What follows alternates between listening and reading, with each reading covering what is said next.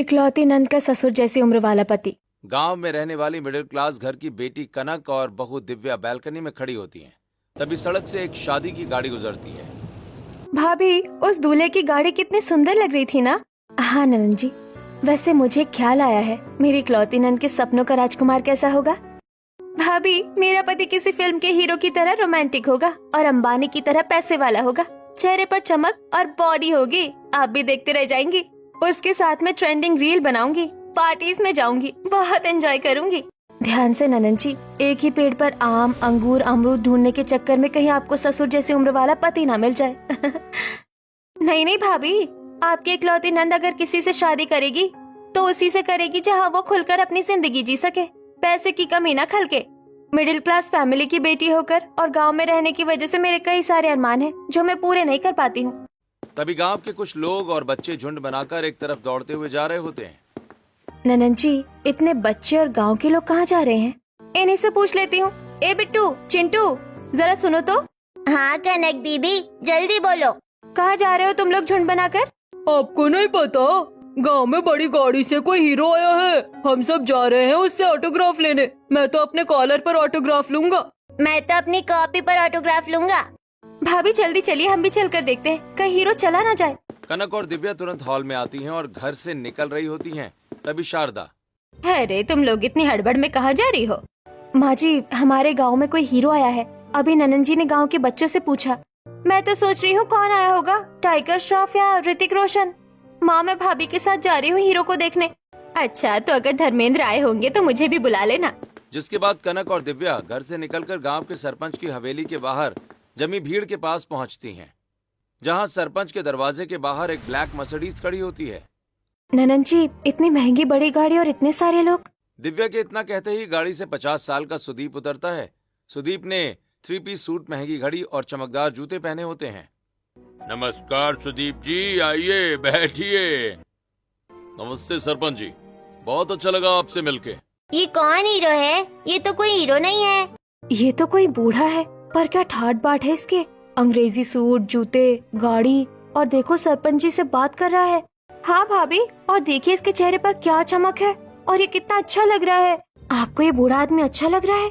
भाभी, ये बूढ़ा नहीं हुआ है, इसके ठाट बाट तो देखिए, और चेहरे की चमक भी। चेहरे पर चमक तो होगी, इतनी बड़ी गाड़ी लेकर आया है, इतने ठाट बाट है, बहुत अमीर होगा। और अमीरों के घर में तो डिब्बे भर भर काजू किशमिश बादाम रखे रहते हैं। अमीर तो ये बहुत है, और भाभी सच कह रही है, अमीरों के घर में काफी फैसिलिटीज होती है। सुदीप जी, जब तक आप हमारे गांव में अपना प्रोजेक्ट का उद्घाटन नहीं कर लेते हैं, तब तक आप हमारे गांव में ही ठहर जाइए। वहाँ सामने मैंने एक और घर बनवाया है, आप वहाँ अपने ड्राइवर के साथ रहिए। आपके खाने पीने की व्यवस्था मैं करवा दूंगा। हरिप्रसाद सुदीप को अपनी ही हवेली के सामने एक दूसरे घर में ठहराता है। ऐसे ही कुछ दिन बीतते हैं और एक दिन कनक गांव में अपनी सहेलियों के साथ लंगड़ी खेल रही होती है। तभी गॉगल्स पहने, सूट बूट में तैयार सुदीप आता है। तभी उसके महंगे जूतों पर कीचड़ लग जाता है। Oh no, disgusting! कितना गंदा है ये, बदबू आ रही है इससे तो। देखो, काला चश्मा पहनकर चल रहे थे, कीचड़ ही नहीं दिखाई दिया। आपके गांव आकर मेरे महंगे जूते पर कीचड़ लग गया और आप हंस रही हैं। मुझे माफ कीजिएगा, आप इतने अच्छे से सूट बूट में तैयार है और आपके जूतों पर कीचड़ लग गया। ये देखकर मेरी हंसी छूट गई। आप मेरे साथ आइए, मैं कुएं से पानी निकालकर आपके जूते धुलवा देती हूँ। कनक सुदीप को लेकर गांव के कुएं के पास आती है और कुएं से पानी निकालकर सुदीप के जूते साफ करवाती है। Thank you so much. मुझे साइड पर जाना था, इस तरह जाता तो सभी हंसते। वैसे आपके काम में तो काफी समय लगेगा, तब तक क्या आप अपने बीवी बच्चों को छोड़कर गाँव में ही रहेंगे? जी मेरी बीवी बच्चे नहीं है, मैं अभी तक कुंवारा हूँ। क्या, अभी तक आप कुंवारे हैं? पर क्यों? मेरा 100 करोड़ का टर्नओवर है। मैंने अपनी सारी जवानी अपने बिजनेस को दे दी, इस वजह से मैं शादी ही नहीं कर पाया। शहर का इतना अमीर बिजनेसमैन, वो भी कुंवारा, इससे अच्छा पति मेरे लिए कौन हो सकता है? अच्छा ठीक है, अब मैं चलता हूँ। एक मिनट, क्या आपने गांव घूमा? नहीं, मैंने अभी तक गांव नहीं घूमा। अच्छा, तो आप अपने काम से वापस आइए, फिर मैं आपको गांव घुमाऊंगी। ठीक है, मुझे भी गांव घूमना था। इतना कहकर सुदीप अपने काम पर चला जाता है और अगले दिन कनक सुदीप को गांव घुमाते हुए एक आम के बागीचे में लेकर जाती है। बड़ा मजा आया वैसे आपका गांव घूमकर, बहुत अच्छी जगह है। और ये बागीचा भी बहुत सुंदर है। मैं आपको गांव की एक मजेदार चीज खिलाती हूँ। कनक सुदीप को कच्चे आम की गोली खिलाती है, जिसे खाकर सुदीप अजीब सा मुंह बना लेता है। ओ, ये क्या है? कितना खट्टा है, दांतों में लग रहा है ये तो। माफ कीजिएगा, मैंने सोचा आपके साथ थोड़ी मस्ती कर लूं। वैसे ये अच्छा है, पर मैं खट्टा नहीं खाता। कनक और सुदीप बातें करते हुए हंसने लगते हैं। ऐसे ही दोनों की दोस्ती हो जाती है। कुछ दिन बीतते हैं और एक दिन शारदा और रामलाल बाहर से घर में आते हैं। अरुण बेटा, तेरी बहन के लिए हमने एक रिश्ता ढूंढ लिया है। सच पिताजी? ये तो बहुत अच्छी बात है। बहू, तू जाकर अपने इकलौती नंद को बता दे कि कुछ दिनों बाद उसे देखने लड़के वाले आएंगे। दिव्या कनक के कमरे में आती है और उसे सारी बात बताती है। नहीं नहीं भाभी, लड़के वालों को मत बुलाइए। मैंने अपने सपनों का राजकुमार ढूंढ लिया है, मैं उसी से शादी करूंगी। क्या? ये कब हुआ ननंद जी? और आपने अब तक घर वालों को बताया क्यों नहीं? भाभी, मुझे क्या पता था कि मम्मी पापा इतनी हड़बड़ी करेंगे। आप मम्मी पापा से बात कीजिए ना। ठीक है नंद जी, आप मेरे साथ चलिए, मैं माँ जी पापा जी से बात करती हूँ। इसके बाद दोनों सभी के पास हॉल में आते हैं। माँ जी पापा जी, आप लड़के वालों को मना कर दीजिए। ननंद जी ने अपने लिए लड़का ढूंढ लिया है। लड़का ढूंढ लिया है? इसका क्या मतलब है? माँ, मैंने एक लड़का पसंद किया है और मैं उसी से शादी करूंगी। माँ जी पापा जी, नंद जी बड़ी हो गई है, उसे अपना जीवन साथी चुनने का हक है। और नंद जी ने किसी को पसंद किया है तो एक बार उनसे मिल लीजिए। ठीक है, बुलाओ उसे घर पर। अगर मुझे अच्छा लगा तो हम शादी कर देंगे। अगले दिन दिव्या सुदीप को अपने घर बुलाती है। इसके बाद सुदीप सभी के साथ सोफे पर बैठता है। राम राम भाई साहब, लड़के को नहीं लेकर आए? उसे लेकर आए होते तो अच्छा होता। लड़के को? किसके लड़के को? अरे, मैं ही रिश्ते की बात करने आया हूँ। हाँ, वो ठीक है। अगर लड़के को भी साथ लेकर आए होते तो हम उसे भी देख लेते ना, ये कह रहे हैं। अजीब, मैं ही लड़का हूँ। मेरी बेटी ने जिसे पसंद किया, मैं उस लड़के की बात कर रहा हूँ भाई। आप लोग हैरान क्यों हो रहे हैं? मैंने इन्हीं को पसंद किया है। नंजी, ये ससुर की उम्र के आदमी को आप पति बनाएंगी? इनके बेटे से आपकी शादी होने की उम्र है, ना कि इनसे। भाभी, आप मम्मी पापा को भड़काने वाली बात मत करिए। मैं सुदीप से प्यार करती हूँ और इन्हीं से शादी करूंगी। कनक, तुमने मुझे जब शादी के लिए कहा तो मैंने फौरन हाँ कह दिया, ये सोचकर कि तुमने अपने घर वालों से पहले ही बात कर ली होगी। पर तुमने अपने घर वालों को बताया ही नहीं और मुझे यहाँ बेइज्जत होने के लिए बुला लिया। इतना कहकर सुदीप वापस चला जाता है।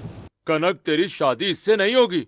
ये उम्र और हैसियत में काफी बड़े हैं। उम्र से मुझे कोई फर्क नहीं पड़ता, और जब अपनी हैसियत में शादी करूंगी तो क्या फायदा शादी करने का? मैं इन्हीं से शादी करूंगी। नहीं, तेरी शादी किसी ससुर की उम्र वाले से नहीं होगी। देखती हूँ कैसे शादी नहीं होती है। जब तक आप लोग शादी के लिए हाँ नहीं कहेंगे तब तक मैं कुछ नहीं खाऊंगी। इतना कहकर कनक खुद को अपने कमरे में बंद कर लेती है। ऐसे ही दिन बीतता है और अगले दिन दिव्या खाना लेकर कनक के कमरे के बाहर आती है। नंजी, कुछ खा लीजिए, आपने कल से कुछ नहीं खाया है। मम्मी पापा ने शादी के लिए हाँ की। नंजी, आप बात समझिए, उनसे आपकी शादी नहीं हो सकती, तो मैं खाना नहीं खाऊंगी। कनक अपनी जिद पर अड़ी रहती है। इसी तरह 3 दिन बीत जाते हैं और आज कनक सीढ़ियों से उतर रही होती है। मेरा भूखा रहना काफी नहीं है, मुझे और कुछ भी करना पड़ेगा। कनक इतना सोच ही रही थी कि तभी उसे चक्कर आ जाते हैं और कनक सीढ़ियों पर लड़खड़ाने लगती है। तभी अरुण दौड़कर कनक को पकड़ लेता है और सोफे पर बैठाता है। कनक, तू जिद छोड़ दे, कुछ खा ले वरना तेरी तबीयत खराब हो जाएगी। पहले मेरी और सुदीप जी की शादी के लिए हाँ करिए, वरना मैं भूखी मर जाऊंगी। ये लड़की अपनी जिद में खुद को नुकसान पहुंचा ले, इससे अच्छा है कि हम सुदीप से इसकी शादी करवा दें। फिर अगले दिन सुदीप और चंद्रिका कनक के घर आते हैं और शादी की तारीख तय करते हैं। ऐसे ही कुछ दिन बीतते हैं और तय तारीख के दिन सुदीप मंडप में बैठा होता है और दिव्या कमरे में कनक को तैयार कर रही होती है। नंजी, अभी भी वक्त है, पीछे हट जाइए, वरना ससुर जैसे उम्र वाले को पति बनाकर आप निभा नहीं पाएंगी। भाभी, आप तो चाहती ही नहीं है कि मैं अच्छे घर में जाऊं, इसीलिए ऐसा कह रही है, पर मैं शादी सुदीप से ही करूंगी। इतना कहकर कनक मंडप में आती है। फिर शादी शुरू होती है। वहीं गांव की कुछ बहुएं दिव्या से, दिव्या, अपने इकलौती नंद के लिए ससुर जैसे उम्र का पति ढूंढा है? तेरी नंद ने तेरा कुछ बिगाड़ा था क्या? या फिर अपनी नंद को ससुर जैसी उम्र के आदमी के हवाले कर अपने पति का पैसा बचा रही है कि नंद की शादी में दहेज न देना पड़े। गांव भर में दिव्या और उसके ससुराल वालों की बहुत थूथू होती है। वहीं कनक सुदीप से शादी कर महंगी गाड़ी में विदा होकर शहर के बड़े से बंगले में पहुंचती है, जहां चंद्रिका कनक का गृह प्रवेश करवाती है और सुदीप अपने कमरे में चला जाता है। ऐसा ही ससुराल चाहिए था मुझे, बड़ा घर और छोटा परिवार। ये ले बहू दूध का गिलास, अपने कमरे में जा और आराम कर। दूध का गिलास लेकर कनक कमरे में आती है जहाँ सुदीप सो रहा होता है। ये क्या, मैं दूध लेकर आई हूँ और ये घोड़े बेचकर सो रहे हैं। मैंने सोचा था हम दोनों फोटोज लेंगे, बातें करेंगे। खैर छोड़ो, इतने घंटों से शादी में बैठे बैठे मैं भी थक गई हूँ, मैं भी सो जाती हूँ। इतना सोचकर कनक दूध पीकर सो जाती है। अगले दिन सुबह 7 बजे सुदीप जॉगिंग करके घर लौटता है जहाँ कनक गहरी नींद में सो रही होती है। बहू जल्दी नीचे आ, आज तेरी पहली रसोई है। कनक जल्दी उठो। इतना कहकर सुदीप बाथरूम में चला जाता है। वहीं कनक की नींद खुलती है। मैंने सोचा था सुबह सुबह हम दोनों थोड़ा क्वालिटी टाइम स्पेंड करेंगे, ये मेरे बाल बनाएंगे, थोड़ी हंसी मजाक होगी, पर यहाँ तो सुबह सुबह मुझे रस्म के लिए नीचे बुला रहे हैं। सुदीप तैयार होकर नीचे आता है।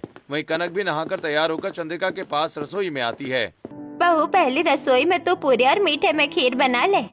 मम्मी जी नौकरानी से कहिए आटा गूंद दे और पूरियाँ बेल दे, मैं छान दूंगी, और खीर तैयार कर दे, मैं चीनी डाल दूंगी। बहू हमारे घर में नौकरानी नहीं है, सिर्फ हम 2 लोग ही तो रहते थे, और इस घर की बहू तू है, इसलिए रस्म तुझे ही पूरी करनी पड़ेगी। पर मुझे आटा गूंदना नहीं आता है और पूरी तलने में बहुत डर लगता है। कोई बात नहीं, मैं सिखाती हूँ, तू बना। चंद्रिका अपने सामने कनक से आटा गुंदवाती है और पूड़ियाँ तलवाती है। कनक डरते हुए पूड़ियाँ तलती है और गैस पर खीर चढ़ाती है। खीर में चीनी कितनी डालूं? अरे नहीं नहीं बहू, खीर में चीनी मत डालना, हमारे घर में शुगर फ्री खाना बनता है, खीर में शुगर फ्री गोलियां डाल। चंद्रिका कनक को शुगर फ्री गोलियां देती है। कनक खीर में शुगर फ्री गोलियां डालकर खाना डाइनिंग टेबल पर लाती है और सभी के साथ खाना खाती है। कनक, तुमने नाश्ता बनाने में कितनी देर कर दी? तुम नाश्ता 8 बजे तक बना दिया करो, मुझे 8 बजे तक नाश्ता चाहिए होता है। ठीक है, अब मैं चलता हूँ। ठीक है बेटा, आराम से जाना। कहाँ जा रहे हैं आप? आज शादी का पहला दिन है, आपको मेरे साथ रहना चाहिए ना। कल भी हमने कुछ बात नहीं की और आज भी आप जा रहे हैं। मुझे इतने दिन गांव में रहना पड़ा, आज ऑफिस जाना बहुत जरूरी है, इसलिए जा रहा हूँ। मैं ऑफिस से आऊंगा तब हम घूमने चलेंगे, ओके? इतना कहकर सुदीप ऑफिस के लिए निकल जाता है। ऐसी शाम होती है, सुदीप घर लौटता है। हॉल में कनक सुंदर सी साड़ी में तैयार होकर बैठी होती है। आ गए आप, जल्दी से तैयार हो जाइए। वैसे हम घूमने कहाँ जाएंगे? ओफो कनक, अभी तो मैं आया हूँ, कितने सवाल पूछती हो तुम यार। हम सिर्फ रेस्टोरेंट जाएंगे और कहीं नहीं। क्या सिर्फ रेस्टोरेंट जाएंगे? ठीक है, किसी फैंसी रेस्टोरेंट चलिएगा, मुझे फैंसी रेस्टोरेंट में खाना है। हाँ ठीक है। जिसके बाद सुदीप कमरे में जाकर कपड़े बदलकर नीचे आता है। फिर कनक और सुदीप अपनी बड़ी गाड़ी में बैठकर एक फैंसी से रेस्टोरेंट में जाते हैं। Hello sir. Hello ma'am. So क्या लाऊं आप लोगों के लिए? कनक, तुम क्या खाओगी? भैया आपके रेस्टोरेंट में जो भी सबसे फैंसी और बेस्ट है वो लेकर आइए। मेरे लिए आप 2 चपाती और दाल लेकर आइए। बेटा सुदीप के लिए चपाती और दाल लाता है, वहीं कनक के लिए जापानीज सुशी लेकर आता है। वाह, ये तो देखने में बहुत ही अच्छा है, मैं इसकी स्नैप बनाऊंगी। पर आपने दाल और चपाती क्यों मंगाई? आपको भी यही खाना चाहिए था। नहीं कनक, तुम खाओ, मैं यही खाऊंगा। सुदीप और कनक साथ में खाना खाते हैं और फिर घर लौट आते हैं। इसी तरह एक हफ्ता बीतता है और एक दिन सुबह सभी डाइनिंग टेबल पर बैठे होते हैं। हमारी बहू बड़ी तेज है, हफ्ते भर में काफी खाना बनाना सीख गई। क्या खाना बनाना सीख गई हूँ? दाल चावल बनवाती है बस। कनक, तुम मेरी दवाई नहीं लेकर आई। कमरे में मेरी दवाइयों का डिब्बा रखा हुआ है, वो प्लीज लेकर आओ। कनक कमरे में जाकर दवाइयों से भरा डिब्बा लेकर वापस डाइनिंग टेबल पर आती है। ये क्या कनक, इसमें तो मेरी दवाइयाँ हैं ही नहीं। इतनी सारी तो दवाइयाँ हैं। अरे इतनी सारी दवाइयाँ, पर सुबह की दवाई नहीं है इसमें। मुझे खाने से पहले वाली दवाई चाहिए, उसके बिना मैं खाना नहीं खा सकता। ओहो, आपको तो रोज रोज और हर वक्त दवाई ही खानी होती है। आज बिना दवाई के ही नाश्ता कर लीजिए, कुछ नहीं होगा एक दिन में। नहीं, मैं ऐसे नाश्ता नहीं कर सकता। पास में ही मेडिकल स्टोर है, तुम जाओ और जल्दी से प्लीज मेरी दवाई लेकर आओ। तब तक मैं ईमेल्स चेक कर रहा हूँ, जल्दी आना। कनक मुंह बनाकर घर से निकलती है और घर से थोड़ी दूर मेडिकल स्टोर में जाकर, जी कहिए, क्या चाहिए आपको? भैया ये दवाई दे दीजिए, 1 महीने की। जी अभी देता हूँ। सुबह सुबह अपने पति की बाहों में रोमांस करने की जगह मैं अपने पति के लिए दवाइयाँ लेने आई हूँ। किसी को बताऊंगी तो हंसेगा मुझ पर। कनक बबलू से दवाइयाँ लेकर घर की तरफ लौटती है। वहीं बाहर खड़ी औरतें कनक को देख रही होती हैं। ऐसे ही दिन बीतता है और एक दिन कनक एक फैंसी से शॉपिंग मॉल में आई होती है। मेरे पास कोई भी फैंसी मॉडर्न स्टाइलिश या वेस्टर्न ड्रेस नहीं है। आज मैं तरह तरह की मॉडर्न और स्टाइलिश ड्रेस खरीदूंगी। कब तक ये साड़ी पहनूंगी? जी मैम, बताइए क्या चाहिए आपको? मुझे 5 मॉडर्न वेस्टर्न ड्रेसेस चाहिए। आप मेरी साइज की ड्रेस मुझे दीजिए। कनक सेल्स गर्ल की हेल्प से बहुत अच्छी और सुंदर स्टाइलिश फैशनेबल मॉडर्न ड्रेस खरीदती है और अपने ससुराल लौट आती है। कहाँ गई थी बहू? मैं तो तुझे घर में ढूंढ रही थी। मम्मी जी, मैं तो कपड़े खरीदने गई थी। वैसे आप मुझे क्यों ढूंढ रही थी? मुझे भी दिखा बहू, क्या कपड़े लेकर आई है।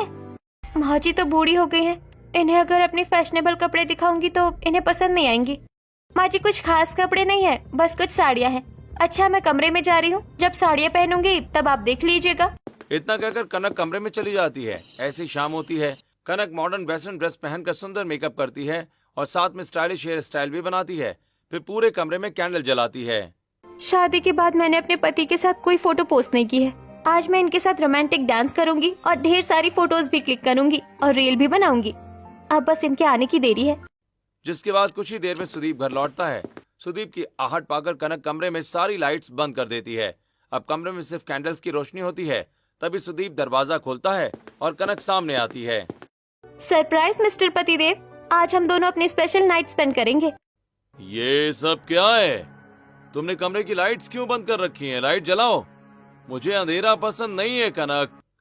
इतना कहकर सुदीप कमरे की लाइट जलाता है और थका हारा बिस्तर पर बैठ जाता है।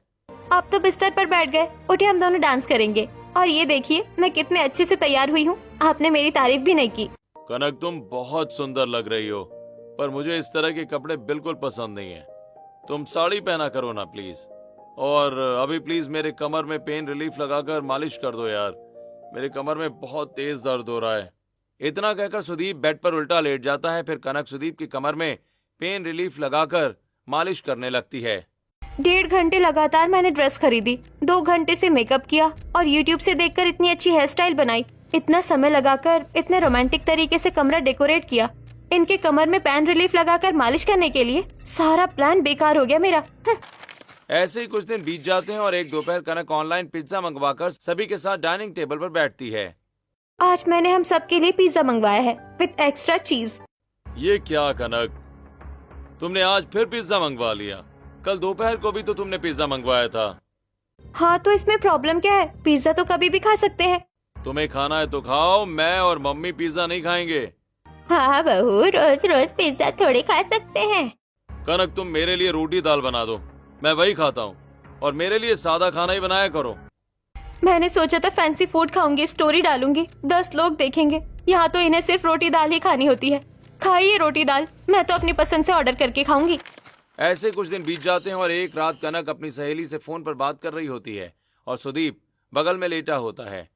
कनक, रात के 10 बज रहे हैं, इस वक्त तुम किससे बात कर रही हो? आप इस तरह क्यों कह रहे हैं? मैं अपनी सहेली से बात कर रही हूँ।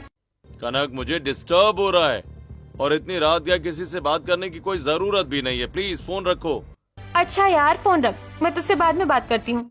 इतना कहकर कनक कॉल काट देती है और फोन पर रील्स देखने लगती है। कनक, अब क्या करने लगी तुम फोन पर? क्या दिक्कत है यार आपको? मैं रील्स देख रही हूँ। कनक, तुम्हें रात भर क्यों जागना है? हाँ, चुपचाप सो जाओ ना, कोई जरूरत नहीं है फोन चलाने की। कनक गुस्से में फोन रखकर लेट जाती है। वहीं सुदीप नींद में खराटे लेने लगता है। 10 बजते ही इनकी रात हो जाती है और सुबह 6 बजे दिन, और रात भर इनके खराटे और डकारों से मेरी नींद खराब होती है।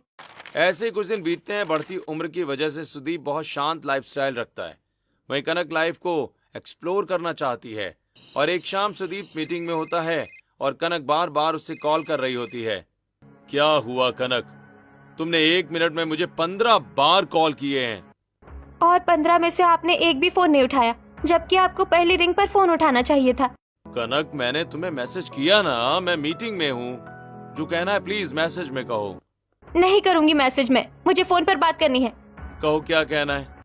मुझे आज रात क्लब जाना है। क्लब क्यों जाना है? क्लब भी क्या कोई जाने की जगह है? डांस करने, एंजॉय करने जाएंगे, और किस लिए जाएंगे? नहीं, क्लब जाने की कोई जरूरत नहीं है।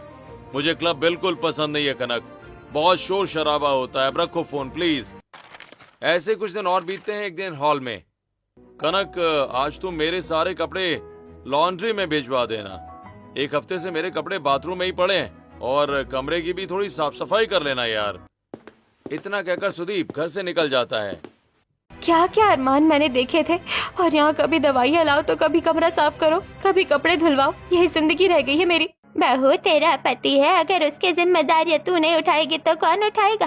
तो नौकरानी क्यों नहीं रखते? जब भी मैं नौकरानी रखने के लिए कहती हूँ मना कर देते हैं। बहू अगर तुझसे सिर्फ तेरे पति की जिम्मेदारी पूरी नहीं हो पा रही है तो कैसी पत्नी है तू? और अगर तेरी जगह नौकरानी तेरे पति की जिम्मेदारी उठाएगी तो पत्नी तो हुई या नौकरानी? कनक सुदीप की जिम्मेदारियां उठाने से इनकार कर देती है, जिस वजह से घर और सुदीप के काम चंद्रिका को करने पड़ते हैं। ऐसे ही कुछ दिन बीतते हैं और एक शाम न्यूज देख रहे सुदीप के पास कनक ट्राइपॉड और फोन लेकर आती है। अरे ये क्या, आप न्यूज देख रहे हैं? जल्दी उठिए, एक ट्रेंडिंग रील बनानी है। मैं कोई रील नहीं बनाता हूँ। अरे थोड़े तो रोमांटिक हो जाइए। शादी से आज तक रोमांटिक टाइम के नाम पर हम सिर्फ रेस्टोरेंट गए हैं, वहाँ भी हमने अलग अलग ही खाना खाया था। अच्छा ठीक है, बताओ क्या करना है। मैं दौड़ते हुए आऊंगी, आप मुझे कमर से उठाकर गोल घुमाइएगा बस। कनक ट्राइपॉड पर फोन लगाकर रोमांटिक अंदाज में सुदीप की तरफ दौड़ती है। सुदीप जैसे ही कनक को कमर से पकड़कर उठाता है, उसकी कमर में लचक आ जाती है और कनक जमीन पर गिर जाती है। आपने मुझे नीचे गिरा दिया। मेरे कमर में लचक पड़ गई तुम्हें उठाने में। यार कितनी भारी हो तुम। मैं भारी नहीं हूँ, आप ही कमजोर है। अपनी बीवी को नहीं उठा सकते? अरे मैं कमजोर नहीं हूँ, ये जो तुम पिज्जा बर्गर खाती हो ना, इसकी वजह से तुम्हारा वजन बढ़ गया है। आज से तुम सिर्फ हेल्दी खाना खाओगी, ओके? सुदीप कनक के सामने झुकना नहीं चाहता था, इसलिए सुदीप कनक को डाइटिंग का बहाना देता है। पर अगले ही दिन कनक पिज्जा खा रही होती है, तभी सुदीप कनक के सामने उबली हुई सब्जियां रखकर, मैंने मना किया था ना ये सब खाने से, हाँ? आज से तुम ये उबली हुई सब्जियां खाओगी। मैं क्यों खाऊं उबली हुई सब्जियां? आप बूढ़े हो, मैं नहीं। मेरी तो जिंदगी बर्बाद हो गई आपसे शादी करके। ये क्या कह रही हो तुम? और नहीं तो क्या, हमेशा आप थके रहते हैं, बदन में दर्द रहता है, कभी बाल झड़ते हैं तो कभी कुछ होता है। मुझे रहना ही नहीं आपके साथ, जा रही हूँ मैं अपने मायके। कनक सुदीप से परेशान होकर अपने मायके वापस लौट आती है और घर वालों को सारी बात बताती है। तभी सुदीप भी वहाँ चला आता है। नमस्ते ससुर जी, माँ जी। खुश रहो भाई। नहीं बेटा, नहीं। खुश रहिए जमाई जी। अरुण, आप बार बार आगे बढ़कर पीछे क्यों हट जाते हैं? पापा की तरह मुझे भी समझ में नहीं आ रहा कि मैं क्या करूं, पाँव छूं या गले मिलूं। जी मैं कनक को वापस लेने आया हूँ। मुझे नहीं रहना इनके साथ। क्या प्रॉब्लम है कनक? क्या पहले तुम्हें मेरी उम्र पता नहीं थी? तभी दिव्या का भाई प्रतीक आम लेकर आता है। जी नमस्ते, आम का सीजन है इसलिए माँ ने आम भिजवाए हैं। वैसे अंकल, ये आपके छोटे भाई हैं क्या? नमस्ते अंकल, मैं दिव्या दीदी का छोटा भाई हूँ। समझ आया क्यों मैं वापस चली आई? कनक की बात सुनकर सुदीप उदास होकर वापस चला जाता है। अरे क्या हुआ, कुछ टेंशन है क्या? आप लोग हैरान मत होइए, नंजी की शादी में मेरे मायके से कोई नहीं आया था, इसलिए इसे कुछ नहीं पता है। प्रतीक तू घर जा, मैं तुझे फोन करती हूँ। प्रतीक वापस चला जाता है। भैया आप डिवोर्स पेपर बनवाइए। नहीं नंजी, आप नाराज हैं, ये बात सही है, पर डिवोर्स हिंदुस्तानी शादियों में नहीं होता है।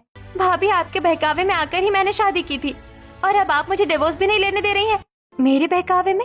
मैंने आपको पहले ही मना किया था कि आप शादी नहीं निभा पाएंगी। मुझसे गलती हो गई भाभी। मैं रील बनाने वाली, वो प्रेजेंटेशन बनाने वाले, मैं फैंसी खाना खाने वाली, वो दवाइयाँ खाने वाले, हमारी जोड़ी नहीं बन रही। ननन जी आप मेरे साथ आइए। दिव्या कनक को रास्ते पर चल रहे एक गरीब दाम्पत्य के पास लेकर आती है। कोमल, मैं सही चल रहा हूँ ना? हाँ आप सही चल रहे हैं, हमें सीधा ही जाना है। ननन जी, एक रिश्ते में कभी कोई परफेक्ट नहीं होता है। इन्हें देखिए, एक अपाहिज है तो दूसरा अंधा, फिर भी कितने खुशी से दोनों जिंदगी जी रहे हैं। इसी तरह आपको भी बढ़ती उम्र में अपने पति का साथ देना है। कुछ बातें उनकी माननी है, कुछ बातें अपनी सिखानी है। दिव्या पति पत्नी के रिश्ते की गंभीरता समझकर कनक को वापस उसके ससुराल भेजती है। हे कनक, मुझे एक ट्रेंडिंग रील मिली है यार, चलो साथ में बनाते हैं और शाम को क्लब चलेंगे। क्लब नहीं, हम घर पर ही पार्टी करेंगे। और अभी मैं ट्राइपॉड लेकर आती हूँ। अरे ये बुढ़िया किस दिन काम आएगी? सिर्फ फोन ही पकड़ना है ना, मैं पकड़ती हूँ। ऐसे ही उम्र के दायरों को भूलकर कनक और सुदीप अब एक दूसरे को समझते हुए हंसी खुशी रहने लगते हैं।